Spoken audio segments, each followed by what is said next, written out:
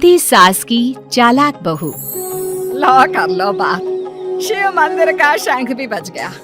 इसका मतलब सुबह के 7 बज गए हैं, लेकिन अभी तक नाश्ता नहीं आया। अरे बहू, ओ पूनम बहू, अरे इस अंधी बुढ़िया को इस जन्म में नाश्ता नसीब होगा कि नहीं? कल रात को भी फुलके जला दिए थे, कुछ मजा नहीं आया था खाने में।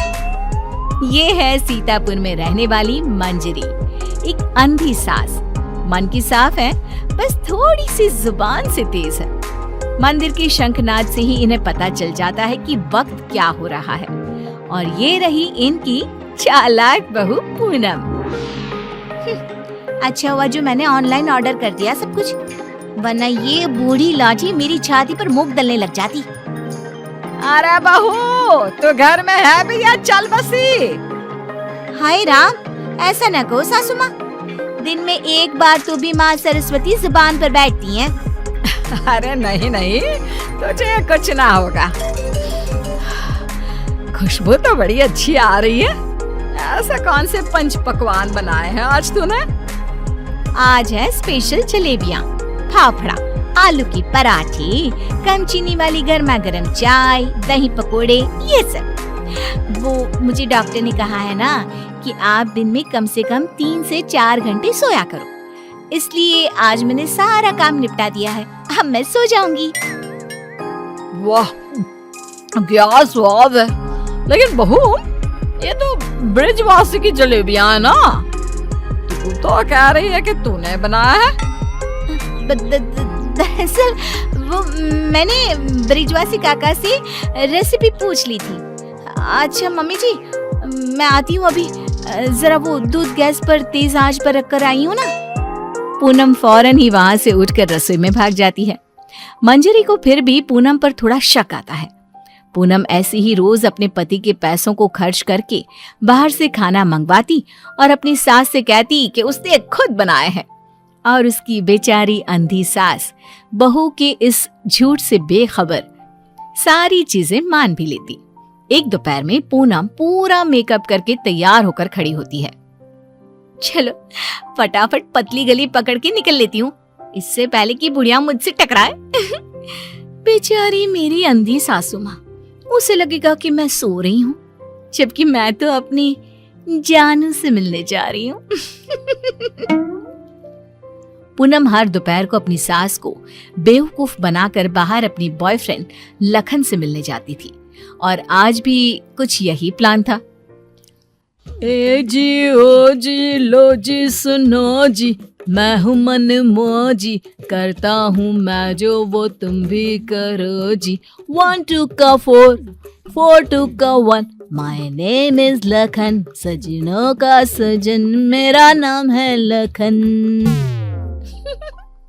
लखन, तुम भी ना बिल्कुल एंटीक पीस हो। यार पूनम, हम कब तक ऐसे छुप छुप कर मिलते रहेंगे? एक तो मेरे पास कोई नौकरी भी नहीं है, वरना यह दिल वाला अपनी दुल्हनिया को खुद ही ले जाता। टेंशन मत लो, जब तक तुम्हारे पास पैसे नहीं आ जाते तब तक हम दोनों के लिए मेरा ससुराल है ना, मैं सब देख लूंगी। लेकिन तुम्हारे पति को शक वक हो गया तो? अरे मेरा पति तो मेरा दीवाना है, आंख बंद करके मुझ पर भरोसा करता है। उसके पास से घी निकालने के लिए उंगली टेढ़ी करने की नौबत तक नहीं आएगी। ओए होए, ओए होए होए, शुक्रिया मेरी जान, love you love you love you. I love you too. इसी तरह दिन बीतते रहते हैं। एक रात देवेश बहुत खुश अपने ऑफिस से घर लौटता है। माँ, पूनम, एक खुश खबर है, ऐसी खुश खबर कि जिसे सुनकर आप दोनों फूले नहीं समा पाओगे। अरे तो जल्दी बताना फिर। हाँ हाँ, इतना सस्पेंस मत बढ़ाओ। मुझे कंपनी में सीईओ का पोस्ट मिल गया है। अरे वाह, जुग जुग जियो मेरे लाल। अब तो एक बड़ा माखन का कनस्तर चढ़ाऊंगी भोग में अपने कान्हा जी को। वाओ, मतलब अब 2 गुना 3 गुना 4 गुना पैसा होगा, और हमारी तिजोरी में साल की 12 महीने दिवाली होगी। वाह वाह वाह वाह, कांग्रेचुलेशंस देवेश। Thank you. लेकिन इस खुश खबर के साथ साथ एक और बात भी है। मुझे कल सुबह ही मुंबई के लिए रवाना होना होगा। बिजनेस मीटिंग है, लगभग 1 हफ्ते तक वहीं रहना होगा। क्या? ये तो कितनी अच्छी बात है। मेरा मतलब है कि आप मुंबई घूम भी लेंगे। कहते हैं ना, रात में मुंबई की सड़कें और नजारा काफी सुहाना होता है। वाकई में, ले जा इसे भी अपने साथ। अब मैं तो ठहरी अंधी। डॉक्टर ने कहा है रोशनी कभी भी आ सकती है, लेकिन मुझे तो ना लगता कि इस जन्म में आएगी मेरी आंखों की रोशनी। कैसी बातें करती हो सासू माँ आप भी। मैं भला अपनी सास को छोड़कर कहीं जाऊंगी क्या? अगर मैं चली गई तो आपकी सेवा क्या पड़ोस की मीना करने आएगी? देवेश, तुम आराम से घूम कर आओ और मेरे लिए एक अलग से सूटकेस भर के तोहफे लाना। इसे तो बस तोहफे ही दो, चाहे वो तीज हो, त्योहार या कोई और आम मामूली सा दिन। बस तोहफे तोहफे तोहफे। बिल्कुल पागल है ये। अरे, मैं तोहफे मांगू तो आपको क्या दिक्कत है? आप भी मंगवा लो ना। देख देख देवेश बेटा, कैसे कैंची की तरह तेज चल रही है इसकी जुबान। अरे आप दोनों शांत बैठ जाओ, मैं आप दोनों के लिए ढेर सारे तोहफे लाऊंगा बस।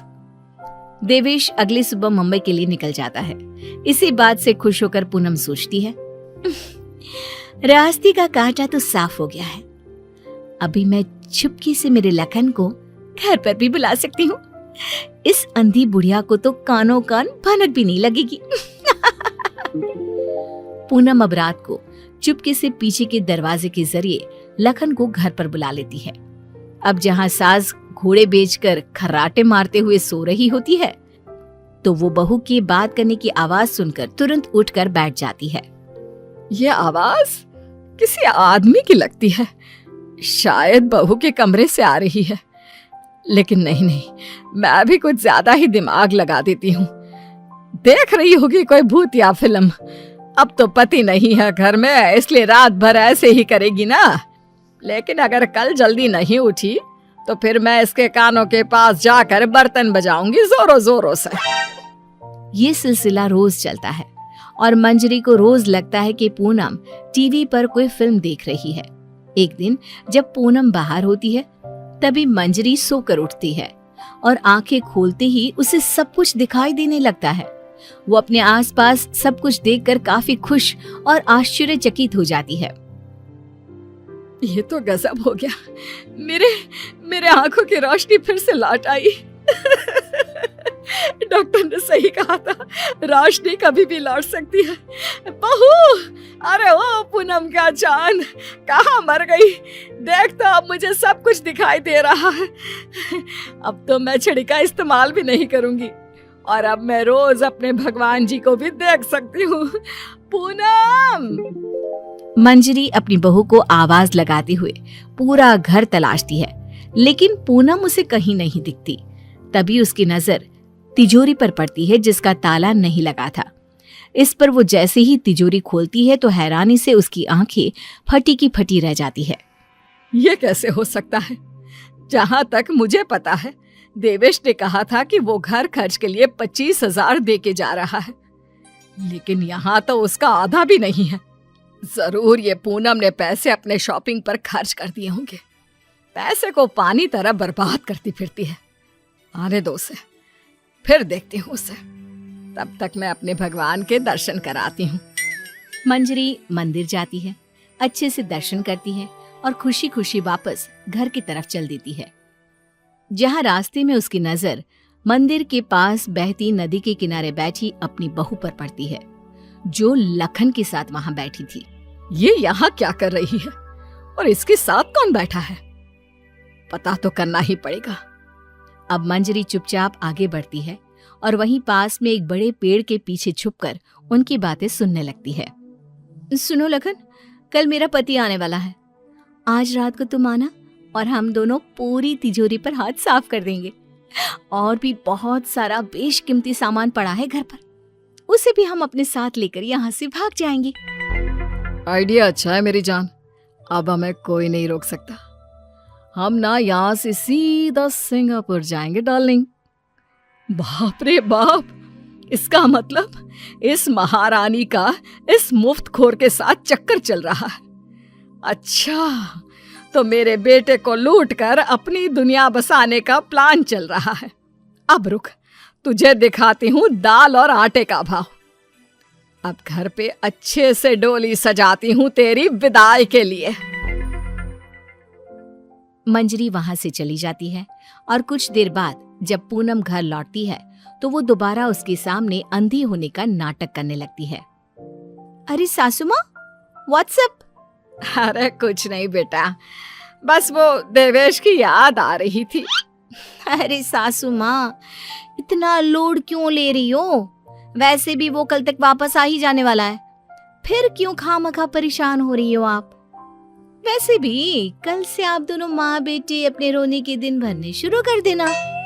क्या कहा? मेरा मतलब कल जब आएंगे 1 हफ्ते के बाद, तब आप कर लेना ना भरत मिलाप, गले मिलके जी भर के रो लेना। अच्छा, ऐसा कह रही है क्या तू? ठीक है, चल बहू, मेरे ना घुटनों में काफी दर्द हो रहा है, थोड़ा बाम लगाकर मालिश तो कर देना बेटा। और हाँ, 2 दिन बाद 7 पंडितों को भोजन खिलाना है, उसके लिए मसाले भी तो तैयार करने हैं। सिलबट्टे पर ही पीसना है उनको, घर के पीसे शुद्ध मसाले चाहिए। लेकिन सासू माँ, मैंने जो कह दिया सो कह दिया, अब कोई आना कानी ना करना, ठीक है? वरना देवेश को फोन करके बता दूंगी। हाँ। मंजरी अपनी बहू पूनम से जानबूझकर सारा काम करवाती है और ना चाहते हुए भी पूनम को वो सारा काम करना ही पड़ता है। आखिरी बार थोड़ी एक्स्ट्रा सेवा करा लेती हूँ इस नासपिटी करमचली से। मुझे इतने सालों तक उल्लू बनाया ना, अब इससे एक दिन में कैसे सूखी मिर्ची बनाती हूँ देखना। सारा दिन काम करके पूनम अपने कमरे में जाती है और रात को लखन पीछे के दरवाजे से घर में घुस आता है। किधर है सारा माल? जल्दी करो, अपने पास बिल्कुल भी टाइम नहीं है। पूनम और लखन मिलकर सामान चुरा ही रहे होते हैं कि तभी वहां पर देवेश और मंजरी आ जाते हैं और उन्हें वहां देखकर पूनम और लखन के पैरों तले जमीन खिसक जाती है। देवेश, तुम? सासू माँ, आप देख सकती हो? कैसे? तुझे क्या लगा तू हमें इस तरह चूना लगाकर आसानी से बचकर निकल जाएगी? पूनम, जो कुछ भी तुमने हमारे साथ किया है ना, मैंने कभी सपने में भी नहीं सोचा था कि तुम ऐसा करोगी। बहुत बहुत गलत किया तुमने। और तू लंगूर लखन, तेरी तो ऐसी की तैसी। बचाओ, माफ कर दो भैया, माफ कर दो। लखन हाथ जोड़कर खड़ा हो जाता है, लेकिन देवेश उसे नहीं छोड़ता। वो तुरंत पुलिस को बुलाता है और पूनम और लखन को फ्रॉड और चोरी के केस में अरेस्ट करा देता है।